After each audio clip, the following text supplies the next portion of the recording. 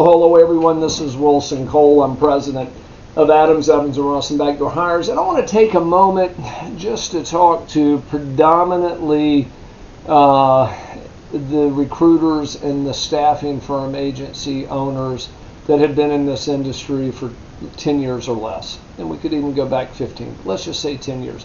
Now, if you've been in business for more than 5 years, you beat 80% of the crowd out there, because 80% of the businesses are going to fail in the first 5 years, and then the 20% that survive, what they don't talk about is that almost 80, it's like 73%, 72% of the remaining businesses will fail in the following 5 years. I promise there's an optimistic angle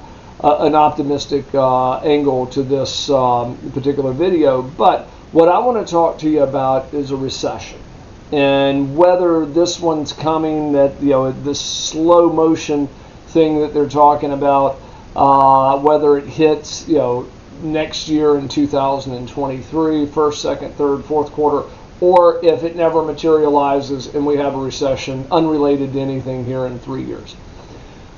Recessions are not fun, but they're not fatal. And they actually serve a remarkable function in small business. At one point, as my hair gets grayer, at one point it was totally black, very little black left now. But I have been through 3 recessions, and then of course the COVID slowdown, and then some weirdness along the ways with lesser economic issues. Recessions are a great way for you to go back and focus on your core business. It's also a really neat opportunity to take market share, because you're going to have companies that just for whatever reason aren't going to survive. They were weak to begin with, they were maybe too top heavy, whatever the reason, they're going to go by the wayside. Well, when the recession ends and the recovery goes through in 12 to 18 months after the start, there's going to be a lot of opportunity there for companies to pick up new clients. Also, it's a neat way for you to get refocused on your business, improve your systems. Get rid of stuff that, whenever business is good, a lot of times you don't notice the $500 or the $1,000 or whatever that you may be spending in certain areas that could be recaptured or repurposed.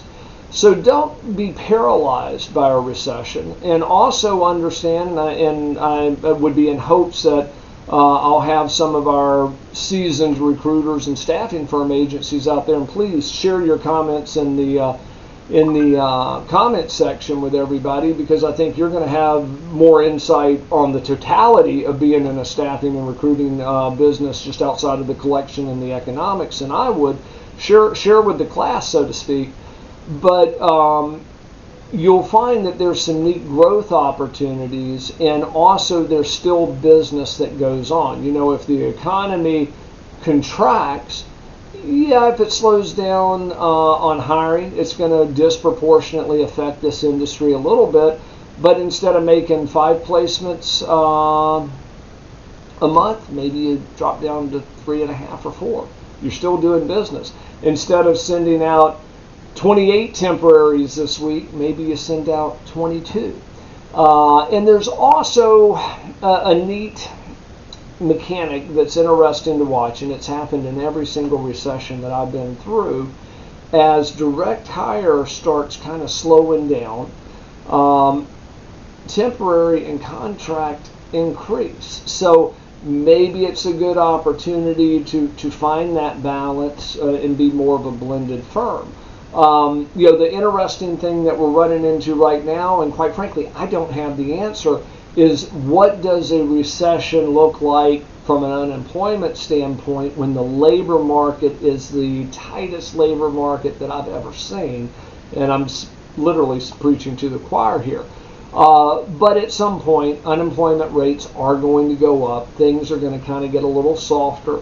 But understand, that's a neat opportunity to prepare, and there's neat opportunities that are out there. If you hear of a company that may be going out of business, I'm a firm believer, we're competitors, but there's a neat opportunity for both sides. Maybe you pick up the phone and say, hey, I understand you may be closing down. I certainly empathize with you. I mean, and there again, you're an entrepreneur. You've got your neck on the line the same way they did, and the ball bounced differently for them.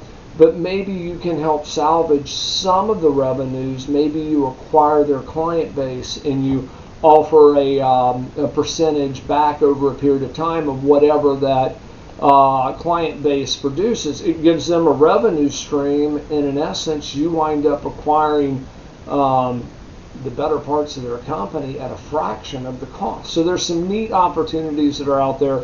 I just want the folks that haven't been through a weird recession to know, certainly take it seriously, but don't overreact. And I'll leave you on this note. If you're doing something that is generating sales or revenue, if you're spending $1,000 and it's giving you $5,000 a month in revenue and profit, don't cut that during a recession. Even if it starts giving you lesser returns, if you spend $1,000 and you're only making profit of $2,500 versus $5,000, you're still generating market share and you're still doubling your money. So kind of look at things a little bit more analytical. I'm not sure which way that would go. My Alabama genetics or education showing up there, but just make sure that you kind of look at those opportunities and don't cut too deep, especially if it's producing revenues and profits. If we can help you with any collections, or reach out to us at staffingdebt.com. If we can help you find backdoor hires that are placements if you're a recruiter, or temp napping if you're over on the staffing side, please visit our website at backdoorhires.com. Thank you. Hey guys, it's Wilson again, and this video was brought to you by Adams, Evans, and Ross. And if you like the video, please make sure that you click on the subscribe button and also like the video. If you have any questions or comments, please leave those below as well. If you'd like to learn more about our company, please visit our website at staffingdebt.com. And also remember, if there's no collection, there's absolutely no cost at all.